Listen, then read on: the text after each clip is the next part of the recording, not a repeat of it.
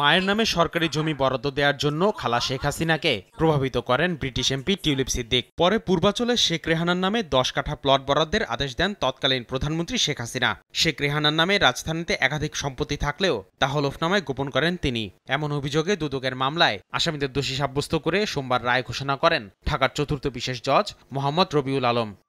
এর মধ্য দিয়ে দেশের আদালতে প্রথম কোনো ব্রিটিশ এমপির সাজা হলো। তাকে শাস্তির আওতায় আনতে রাষ্ট্রীয়ভাবে উদ্যোগ নেওয়া হবে বলে জানিয়েছেন দুদকের আইনজীবীরা। টিউলিপ সিদ্দিকী তার খালাকে এই কথা বলেই প্রভাবিত করেছিলেন যে যেহেতু আপনি 3টি প্লট নিয়েছেন, আমার মা এবং ভাই বোনদেরকেও 3টি প্লট দিতে হবে। বাংলাদেশ সরকার ব্রিটিশ গভর্নমেন্টের সাথে কমিউনিকেট করবে যে এই সাজার বিষয়টা তাকে অবহিত করার জন্য। একই মামলায় শেখ হাসিনাকে 5 বছর ও তার বোন শেখ রেহানাকে 7 বছরের কারাদণ্ড দিয়েছেন আদালত। রায় পড়ার সময় বিচারক পর্যবেক্ষণে বলেন, প্রধানমন্ত্রী হয়ে ফৌজদারি অসদাচরণ করেছেন শেখ হাসিনা। যাবজ্জীবন প্রার্থনা করেছিলাম আদালতের নিকট।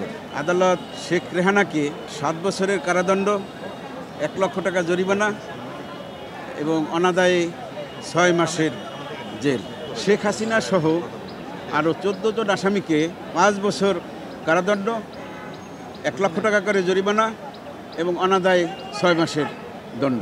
এ সময় পবিত্র কোরআনের একটি আয়াত তুলে ধরে সবাইকে দুর্নীতির বিরুদ্ধে সোচ্চার হওয়ার আহ্বান জানান বিচারক। আদালত আল মাইদার একটা আয়াতের কথা উল্লেখ করছেন যে তোমরা প্রতারণা এবং জালিয়াতির সাথে জড়িত থাকিও না এবং সহায়তা করিও না। অবৈধভাবে প্লট বরাদ্দের যোগসাজশের দায়ে বাকি 14 জনকে 5 বছরের কারাদণ্ড ও 1 লাখ টাকা অর্থদণ্ড দেন আদালত। শেখ রেহানার নামে পূর্বাচলের প্লটটি বাতিল করে রাজ্যকে প্রয়োজনীয় ব্যবস্থা নেওয়ার নির্দেশও দেয়া হয়। আসিফ মোহাম্মদ সিয়াম, সময় সংবাদ, ঢাকা।